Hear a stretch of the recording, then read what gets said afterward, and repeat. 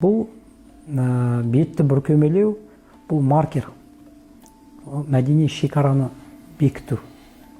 Яғни өздерінің жамағаттарын оқшаулау, қоғамнан оқшаулау, жіктеу, бөлшектеу. Сол арқылы өздерін қоғамға қарсы қою. Біз және олар деген түсініктер қалыптастыру. Бұл конфронтация, былайша айтқанда, қайшылық тудырады. Сондықтан сол тұрғыдан. Екіншіден, бұл жалпы қоғамның өзінің де теріс көзқарасын туғызады. Қоғам оларды қабылдамайды.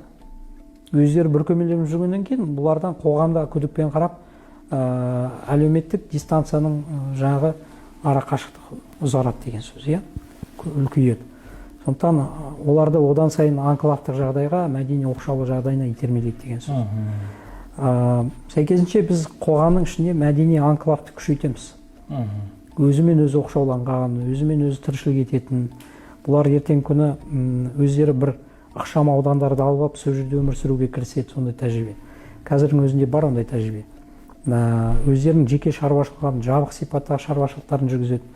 Ол да бар бізде, қазір. Белгілі бір шаруашылық түрлерімен, кәсіптің түрлерімен өздері ғана айналысатын, басқа ешкімді кіргізбейтін жабықтық сипат бар. Бұлар білім кеңістігінен тыс қалады. Мектепке балаларын бермейді. Білім жүйесін мойындамайды. Онда көп онлайн оқытып жатыр деп. Олар да кіргізбейді, ертең қайшылыққа келеді, мысалы үшін. Денсаулық сақтау саласында өздерін шектейді. Дәрігерлерге қаралмайды. Еркек дәрігерлерге әйелдерін жібермейтін болады, мысалы үшін. Сол сияқты дүниелер бар. Яғни осы сияқты қарама қайшылықтар өте көп нүктелер.